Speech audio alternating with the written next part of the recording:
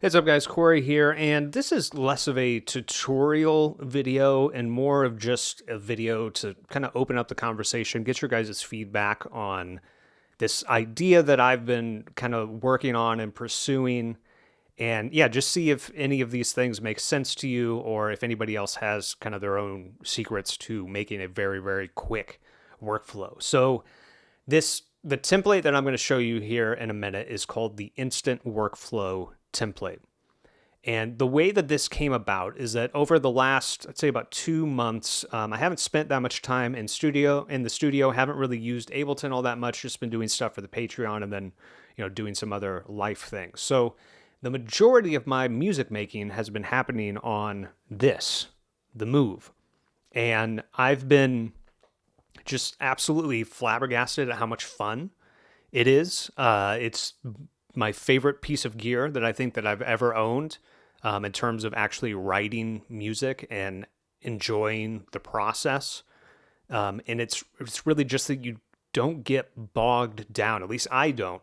Once you figure out what all the buttons do and how to do things that you want to do, like resampling or even just swapping out presets, it's absolutely incredible. I think the best writing tool that has been Ableton focused that's ever come out. And with that, I've been thinking of ways like how could we kind of recreate that workflow to where when you are sitting down at the computer, you can get something going very quickly without running into a bunch of hangups. And obviously templates help with that, but there's a couple other concepts that I want to go over here that you're going to see in this template. So let's take a look at it. Now, the way that this is laid out is that we have 4 instruments here. So we have an electric, we have 2 operators, and then we have a drift in poly mode. We have 2 resample channels that are very important, we'll come to in a minute. Then we have a simple, very, very simple drum rack and a ghost sidechain, and then a channel that's basically just ready to throw a drum loop on. So one of the big things, at least for me, that gets in the way when I'm using Ableton for writing and I want to get something going quickly is groups. Groups, to me, I love groups, absolutely love them. It's so great to make things sound good, to make things gel together. But in terms of navigating a session, once you start to have groups, it just kind of gets in the way. And especially if you're using a controller to navigate to different tracks, it basically adds an extra track that you kind of have to move through to get to the actual track that you want. So the way that we are kind of bypassing that with this template is using return channels instead of groups. So you'll notice on each one of these instruments, the output is being set to sends only. So that means you don't get an output. If I turn the send down and play this here, you don't hear anything. And that's because it's not going to the master. In order for it to go to the master, you have to turn it to send A. So we send it to that return channel. And this return channel essentially just has an EQ that's doing some mid-side EQing, a limiter, and then a compressor that's doing side chaining that is tied to our ghost sidechain channel right here. So if you want to sidechain something, you just send it to, the sidechain return channel. It's that easy. And our B send in return is just a simple drum bus. So this is essentially just for drums.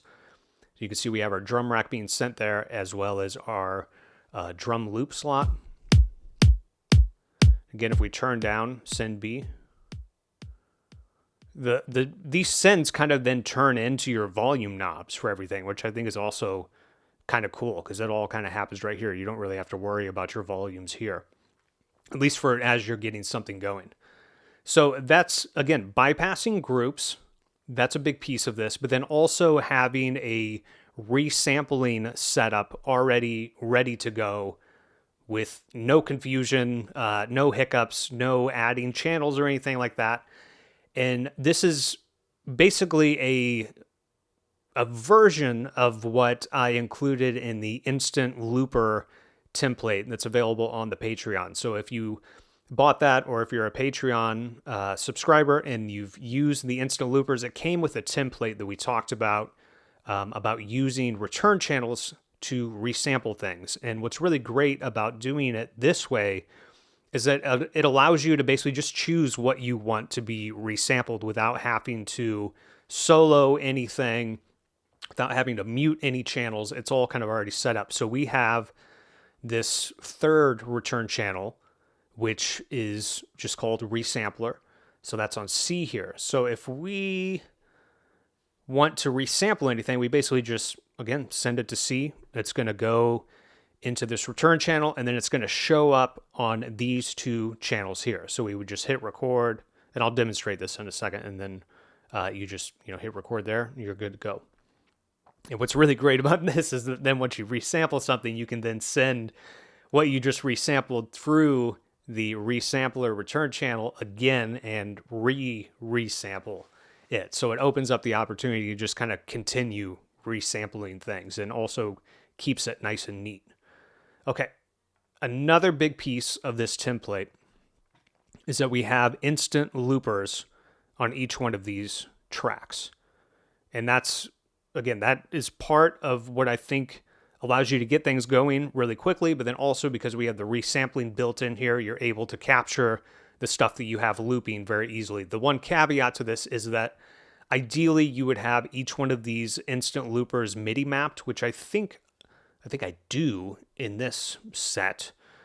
And that is helpful for after you resample something that you want to basically turn down the looper because now you've captured the audio that was in the looper on the resample channel. So before I demo this, I also want to point out something that is, to me, just absolutely incredible on the Move. It's a very, very simple, small thing. But if we come over to the Move, what's really, really great here is that this knob just slides between your different effects that you have on the channel. So for instance, on this channel, if we come back here, just real quick, I'll just open these up so you can see what's going on. This one is not really that important, but I've created these little racks here. Again, we have the instant looper, just the single instant looper, as well as this reverb and delay audio effect. And because these are already macroed out, if we come back to the Move, see when we're on here, we can just instantly turn up the reverb, turn up the delay.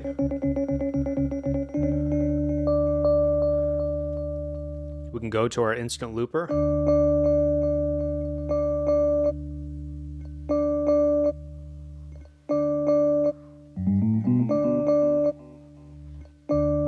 We have our EQ.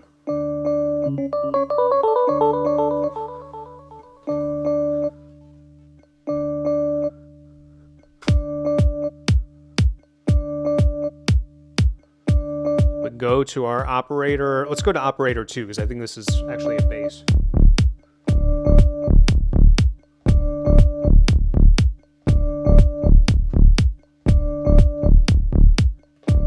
I'll go to my instant looper here. Okay, that was kind of sloppy. We could try that again.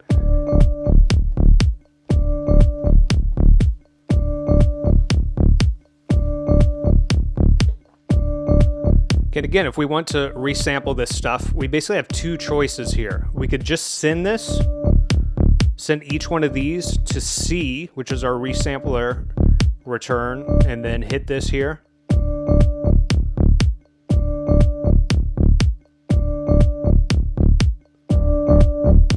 So again, this is the part where you gotta hopefully have this stuff MIDI mapped so you can turn all that stuff down.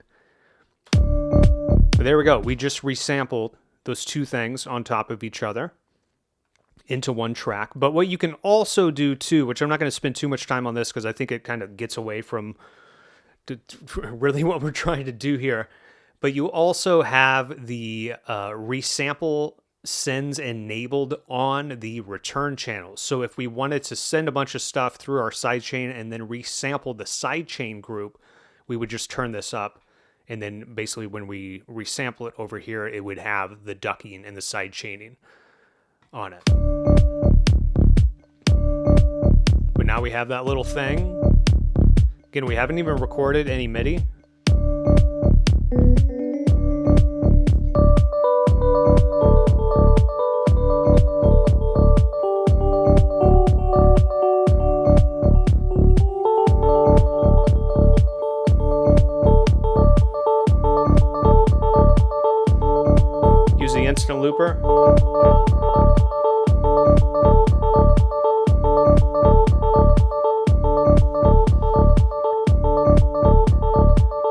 again, now that that's looping, we could send that to our resampler channel, but we can also send what we already resampled back through the resampler channel.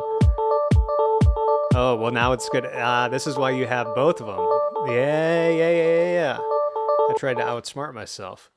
This is why we have two resample channels, because if we want to have this playing, then we basically have to go over here and basically re-record that little thing.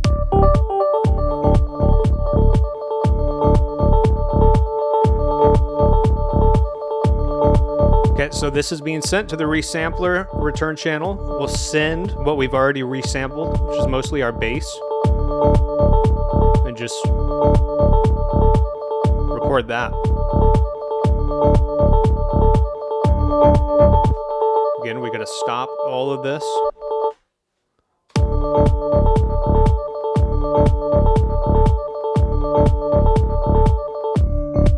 Now you have two different versions, right? This with the top stuff on it, this without it.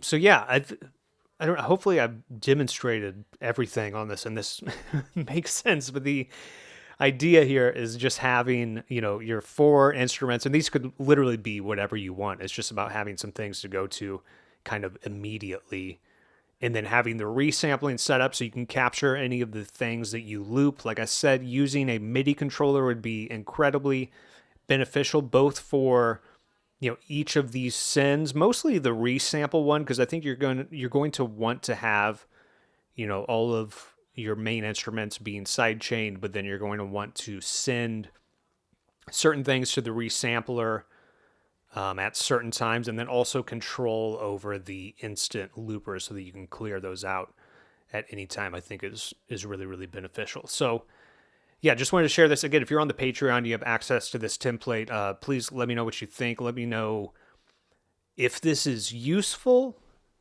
if this is something you've thought about, if you have other workflow tips for keeping things as simple as possible in terms of the set to allow you to move very quickly. But also, again, to me, resampling is one of the most fun things, and especially in conjunction with using these instant loopers, is that as you get things going, you're like, hey, that's cool, let's record it, let's resample it, and so we have it, and then from there you can start to chop things up or kind of do whatever you want with it. But that's the idea of this, is just having everything ready to go very, very quickly.